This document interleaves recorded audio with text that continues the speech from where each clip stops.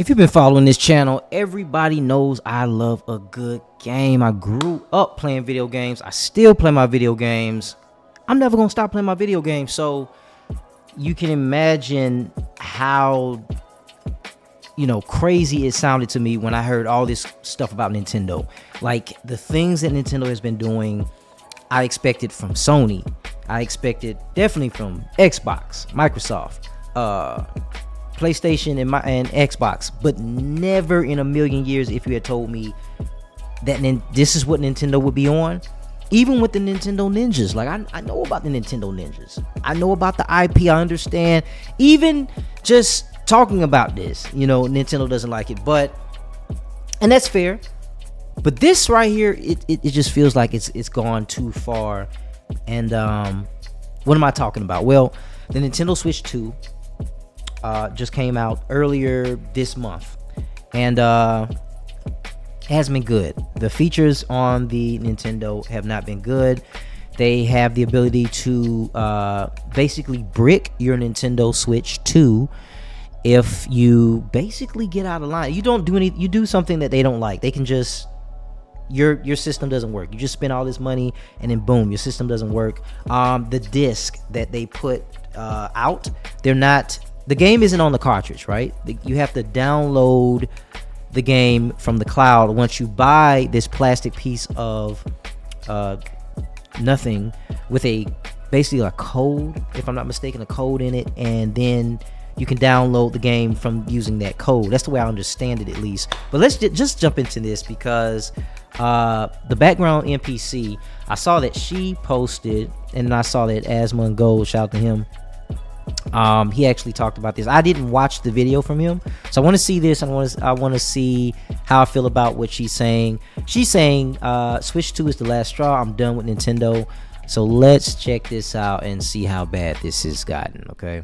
So the Switch 2 is out, and honestly, I wish I could say I was excited. I really, really wanted to be excited. Like many 90s babies, I grew up on Nintendo. They were my very first gaming love. And not just the games, but the feeling of them. The wonder, Classic. The warmth, the way they pulled you into a world and made it feel like home. Ocarina of Time was the one that really Classic. awoke something in me. That opening in Kokiri Forest with the Deku Tree, riding Epona across Hyrule Field, it all felt so massive. Like a real world was tucked inside a little cartridge. And then Majora's Mask came along, and my little self had never felt such anxiety. That eerie moon, the ticking clock, the emotional side quests that made you care so much in so little time. It was the very first game that made me feel something beyond just fun. It was sad, confusing, kind of strange at times, and very deep. It wasn't just Zelda. I was obsessed with Super Mario 64, running wild through Peach's castle, jumping into paintings, discovering every secret star. Another that classic. game Big felt like classic. true freedom. And then there were classics like Kirby's Dream Land, Yoshi's Story, Donkey Kong 64,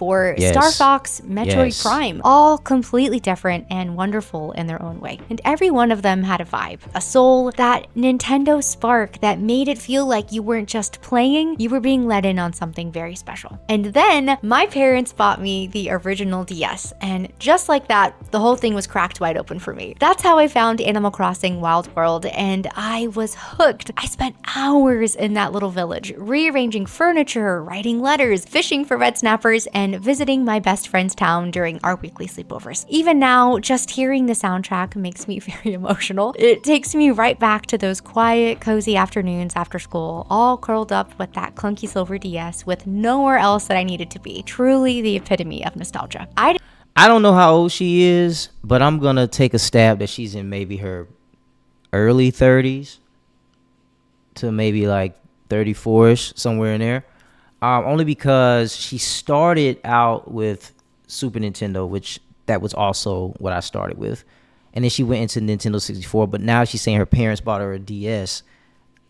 By the time DS came out, I was like high school, so I'm 39 now. So that's pretty cool that we had the same childhood. That like all the classics that she was listing, I'm right there with her. I'm like, yes, Super Mario 64, Zelda, Ocarina of Time, the original Game Boy, the 1989 Game Boy. Like I had all of those. So I'm already plugged in, but let's continue to hear what she says. I'm waiting for her to get to what is going on with this Switch 2. I wish she had it set up in chapters here. Maybe if I slide through here, maybe we can get on to. So yeah, let's fast forward a little bit because I want to get straight to the meat and potatoes here. Is that my nostalgia goggles have been working overtime, and they've kept me from really seeing the true nature of a company that I once held so dear to my heart. So let's dive in. And let's start with the release of the Switch 2. It's officially out now, and sales are booming. Records are being broken, and over 3 million units were sold worldwide on release day. People are also loving Mario Kart World, and I'm genuinely very happy for them. Yes, the game looks like a lot of fun. I just wish I felt something, because more than anything, I just feel tired. At $450 or $500 if you get it bundled with Mario Kart World, this doesn't feel like a celebration of the next chapter. It feels like Nintendo seeing how far they can stretch our loyalty, how much they can charge us for something that isn't even new, just a little bit newer. And listen, I'm not here to crap on Mario Kart. I actually really like Mario Kart. I do. It's one of those comfort games that's always been there, and it's attached to so many fond memories of playing with friends and family. But even though it looks fun, when that's the flagship title for a brand new console launch, I don't know, I personally just couldn't get behind the hype. It feels kind of boring, safe, predictable. Nintendo isn't asking, hey, what's possible here? They're asking, what can we get away with? Because $80 for Mario Kart World, that's not just a new number. It's a shift in how this industry treats its players. And what surprises me, even though it shouldn't at this point, is that it's Nintendo, of all companies, ushering in this new pricing standard. This wasn't them reluctantly following a trend that I know was inevitable, but this was them leading the charge, setting a precedent, establishing $80 as the new normal, and not with some expansive, genre-pushing new experience, but with an exact game formula that we've literally seen 16 times at this point. And it makes you... It does feel like Nintendo is trying to see what they can get away with. It really does, because the $80 thing, a lot of people were complaining about that, but I'll never forget this. My pops got me the Super Nintendo, and me being a little kid, I didn't know what things cost, but I'll never forget he kept complaining about paying like 70. He either said 70 or 80 bucks. I think it was like 79.99 or something. Back in this is like 1991, 1990, maybe even 1992. Well, no, it's 91. It had been 91. Whatever the release date of the Super Nintendo was, I think I got it the first batch of them, right? So he kept saying I had to pay $70 something for that game, and that just was scorching to my mind. So the fact that people are upset about $80 games now, because back then the games were the games cost that much. I don't know if other millennials just forgot, but yeah, it was. There's actually a old Toys R Us magazine picture that's floating around Facebook, floating around Instagram, where they show the prices were that expensive back then. And somebody stated, so wait, we're actually just going back to where we were at. So the prices were expensive, then it got cheaper for some reason. I don't know why.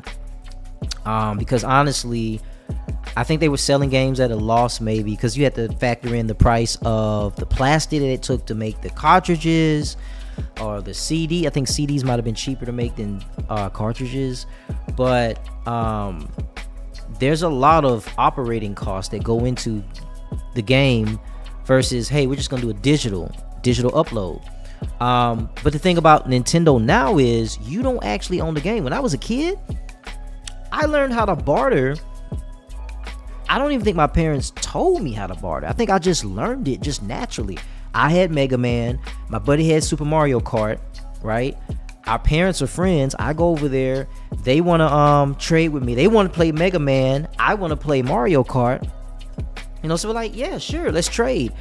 That was the benefit of having friends, and I got to play cool games that my parents either didn't want to pay for, couldn't afford, whichever one, and that's going away now. Like, if this trend catches on, which I think it might, I'm just surprised.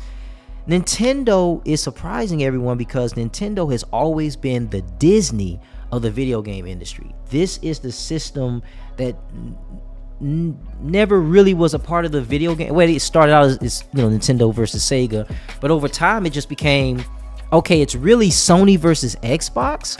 Nintendo is kind of like, they don't even count. Nintendo is like, they're the system that you're gonna get regardless of whether you get a PlayStation. I almost said PC. That's another story. Whether you get PlayStation or Xbox, you're gonna get a Nintendo because the IPs, you can't get them anywhere else. It's nostalgia. A lot of us grew up with it, so it's not going anywhere. And then they, of all people, do this. It's heartbreaking. It's surprising. It's why are the numbers really that low? Is Nintendo in trouble? They hold on to their IP viciously, and they should. But I just think there's another answer. There's another way to solve this problem where they're concerned about people taking their IP, using it in ways that misrepresent their company. I think there's a better solution that meets this in the middle, where people can praise Nintendo, relive their childhood playing old classics, new classics coming out, and everybody wins. And this just seems very one-sided. But let me stop my rant. Let's hear a little bit more. I'm trying to find out what are you done with. Let me fast forward. I want to get straight to it here. I mean, let's see. Let's fast forward. Maybe she'll hit on some key points here. Let me just go to the areas that are bigger, highlighted here. Let's see. Found out that Nintendo actually replaced the voice actress for Princess Peach after 18 years. Wow. And they didn't even tell her. She found out with the rest of the world when the new Mario Kart game came out. Like, that's actually insane, but... Cold-blooded. That's cold-blooded. Anyway, to get back on track, there's always been a huge difference between celebrating fan love and exploiting it. And for me, it seems like Nintendo has lived long enough to finally see themselves become the villain. So moving on from the Switch 2 release, at some point, I started looking at how Nintendo treats the people who love their games. And what I found honestly broke my heart a little bit, because Nintendo doesn't just protect its legacy, they police it. Let's start with content creators. This is nothing new. For many years now, Nintendo has been going after them. Streamers, YouTubers, musicians, for doing what, honestly, most other gaming companies celebrate, sharing their love for the brand and its IP. Somehow, I managed to kind of turn a blind eye to most of this until the Point Crow situation. He was a YouTuber who was making these really incredible Breath of the Wild mod videos. Fun, creative, and totally original. And then one day, Nintendo claimed and struck 27 videos. No warning, no conversation, just straight up attacked. And it wasn't just his Breath of the Wild mods, it was any content that featured them, including other creators who had collaborated with him. It all got wiped out like a purge. And it made me pause, because these weren't leaks and they weren't made to be malicious. It really was just fan content that was made out of love. And Nintendo really cracked down on it like it was a threat. And this was not an isolated case. One that has really stuck with me was Gilvasunner. And if you didn't know, Gilvasunner's channel used to be one of the only places online where you could find full Nintendo soundtracks. For years, Nintendo basically had these locked up very tight unless you were able to purchase a physical CD from Nintendo themselves. They weren't on Spotify, Apple Music, Nintendo's YouTube channel, no official platform to listen to any of it. And Gilva wasn't even trying to profit from this. There were no ads or monetization, just the original music uploaded for fans who wanted to relive the moments those songs came from. It was really a gift to the community. And then it was gone. Nintendo initially sent over 1,300 takedown notices, and after that, it was followed by another 2,200. The entire channel was essentially wiped out, and Gilva closed up shop. And I know this might sound a little bit dramatic, but that was kind of a big turning point for me when it came to how I viewed them. Just a little side note / confession, but as a former Disney adult who has learned the error of her ways, I feel pretty qualified to say this. Nintendo really is the Disney of gaming. They're wholesome on the surface, very full of magic and memories. I said it. Underneath, there's a very quiet, corporate, malicious control. And both companies know how to tug at your childhood heartstrings while handing out copyright strikes and ulterior motives on the side. At the time I was watching this unfold, the more I sat with what happened to Gylfasunner, the more it made me wonder, why is Nintendo's music so locked away to begin with? These soundtracks have some of the most iconic songs in gaming. They were emotional, timeless, and they were very deeply personal for so many of us. And like I said earlier, Animal Crossing Wild World was my comfort game, and yet at the time there was basically no way for me to go listen to it legally. It felt like Nintendo had locked away their history in a vault, and they just would not let anyone open it up. And from there, I started noticing so many other examples. Fan games getting shut down, community passion projects being wiped out, and listen, I get it, IP protection is legally within their right, but it all just felt like they were going out of their way to crack down on this, acting very aggressive, cold, and even heartless. Especially when you look around at many other companies, Sega, Capcom, Xbox, PlayStation, even some indie studios, and you see them amplifying creators, lifting them up, letting the fans be a part of the legacy. But Nintendo doesn't really do that. They continue to pull the plug again and again, and over time, I started wondering if maybe I had just been giving them the benefit of the doubt simply because I grew up loving them. So at this point, after the Gylfasunner takedown, I had already started to feel uneasy. The creator takedowns, the fan projects, the legacy content, it was all feeling... All right, I'm gonna stop it right there because I want you guys to go over there and finish watching this video. The background NPC, she does amazing work. But this feels like there was some sort of takeover at Nintendo, some sort of secret shadow takeover. Yeah, this is the conspiracy theory hat. Has Nintendo always operated this way? I don't remember such as a kid. I remember Nintendo Power magazine as a kid, and I used to be so excited to get my hands on one. And I remember, gosh, I don't want to say the wrong name, but the president of Nintendo at the time, I just remember him speaking with fans, and I even remember fan work being in Nintendo Power. Like, people would draw pictures of Mario and different Nintendo characters, and it seemed like, at least from my childhood memory, that there was some sort of respect for the community surrounding Nintendo everything. And now that president, if I'm not mistaken, he either resigned or he passed. I can't remember, it's been so long. But I can't even think the current one right now. I'm a little rusty in that. But I would say over the last at least 10 to 15 years, Nintendo has become super aggressive. The Nintendo ninjas is what they call the lawyers. And I got it from a business sense because I'm a creative. You want to protect your intellectual property. But I also understood the fans wanted to do their thing. And I just thought they're going to figure this out. I know they're trying to figure out how to protect their IP. Nintendo even did the thing that I thought they'd never do, which was come out with a cell phone game. They've come out with a couple of cell phone games at this point, because it's an untapped market and they were missing all this money and da-da-da-da-da. But it's just interesting to see how this is all being handled. I don't agree with it at all. It's even slightly draconian,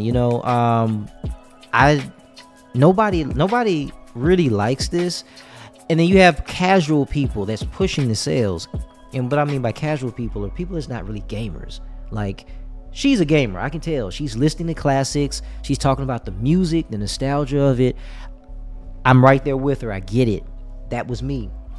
But they're not tapping into that. They're not respecting that. They're not understanding it. They're very out of touch. And on top of all of that, they seem to not care. That's the biggest thing. They don't care. They only care about corporate profits. And that can only run so long when you operate that way. There is an endpoint to that game. And if they keep it up, maybe not our generation, but maybe our children or our grandchildren. Nintendo's, you can't keep going that way, man. You're gonna turn everybody off, even the casual gamers who really they don't matter really that much in the the core essence of the system, of the company, the the nostalgic part that we all connected to, right? Casual gamers, they don't care about that. They just want to play something. Oh, it's cool, Mario. All right, cool, I'll play that. Oh, next I'm playing dominoes. Next I'm playing just some random game. I have no loyalty or no connection to it. That's a casual gamer. So how is this going to end? I don't know. But am I getting the Switch too? I thought I was. I really thought I was. Right now I can't say. I'm probably just going to chill with my Switch. Definitely going back and getting the classics. I might pick up a Game Boy, the original Game Boy, not the 1989 Game Boy. I had that one, but it was too fat. I just never liked it being so fat. I like the Pocket, Game Boy Pocket, but and there's been a resurgence of those. They now have light up screens. The screens are backlit now. People are modding them to even take USB-C charging. So that's like modernization of a classic system. But this is nuts, y'all. This is nuts. So do you think, let me know, do you think that this is going to spawn a new era of gaming where everybody's just trying to tax the mess out of your pockets? You don't own your games, so what's the point? If the Wi-Fi goes out, you're screwed. If you can't pay your Wi-Fi bill, you're screwed. You can't even relax from not being able to pay your Wi-Fi. And you're just like, you know what? I can't pay the Wi-Fi this month. But you know what I can do? I can play some good old game. Oh, man. I can't play the game. I don't have any Wi-Fi. I can't download the game to play the game because I have no Wi-Fi. Like, see, these are real issues. These are real problems. So, guys, let me know what you think in the comment section down below. Nintendo, I'm disappointed in you. All right, moving on.